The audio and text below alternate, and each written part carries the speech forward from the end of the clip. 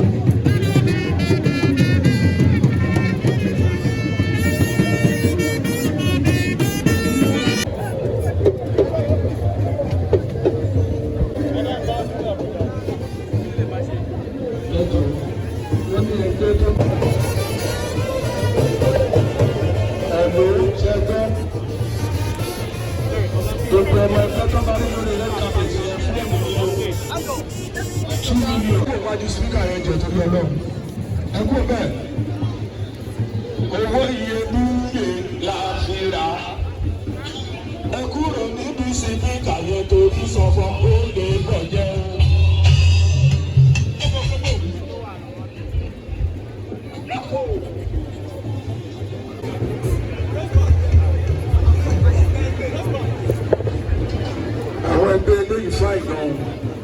wọ́n fà gan bóyá ẹ̀fìsì yà bà wọ́n ẹ̀fìsì yà bà wọ́n.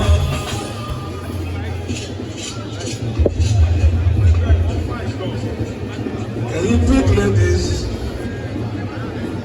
Ọbanẹ́yẹ Akilẹ̀ ẹ̀fìsì yà bà wọ́n ẹ̀fìsì yà bà wọ́n.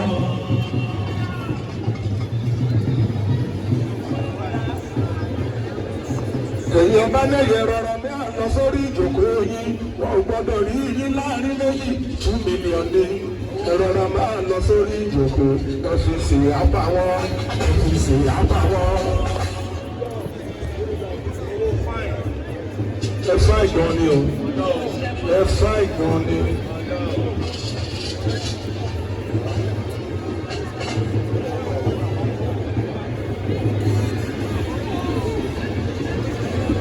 tẹ́bárẹ́ ni tí ò tí ì lọ ní ọkọ̀ ọ̀nà yẹn mú wá o ẹ̀fọ́ ìgbọ̀n ni o.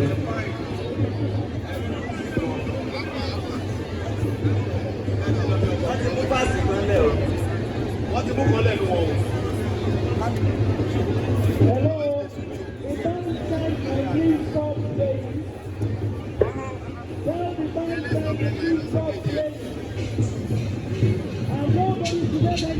Ọbanẹ́yẹ rọra mẹ́ àlọ́ sórí ìjókòó yín.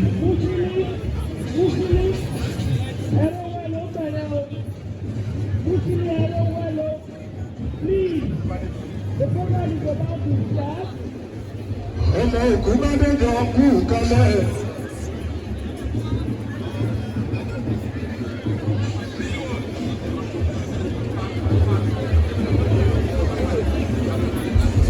Ọ̀túnba tó àṣẹ Akílẹ̀ Ìjẹ̀bú Ọ̀túnba òkú bá dẹjọ ti dáadáa lẹ́bí. Jesus stars ṣe dáadáa lẹ́bí.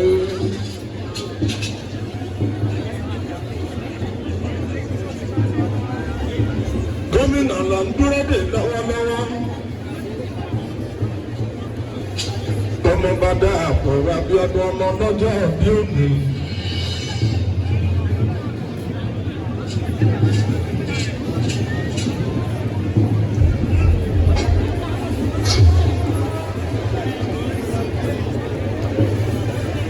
Ọmọ bá dá àpò Abíọ́dún, the current governor of Ogun State. Ìgbẹ́rù Akẹ̀sán, ọmọ Akẹ̀sán bá àlẹ́ ọjà. Àrùn kì í bá alóńfẹ̀rù mọ́tò sáré lẹ́lẹ́. Àbẹ̀lé ọ̀bẹ bàbá wa Afọlọ́nṣọ́ ọmọ kúkú níjẹ̀bú òde. Ẹ jọ̀wọ́ ẹ má ṣe pẹ́ fún. Aláṣọ mẹ́ta tó wọ́n ní pààrọ̀ tó.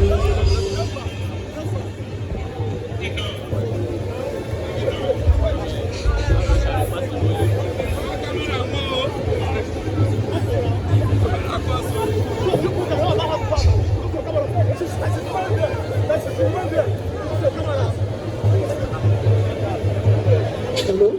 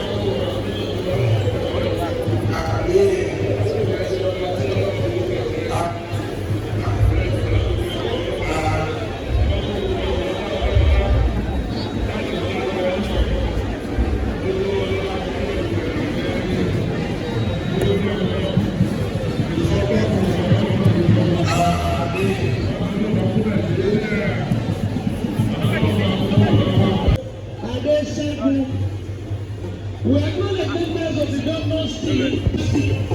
We recognize the governor of the state, a current senator representing Ogun East, senatorial district, Ojude Oba Ijebu, members of the council of Otumbas of Awujale, members of the council of chiefs of Awujale, members of the interim committee in Awujale, interim committee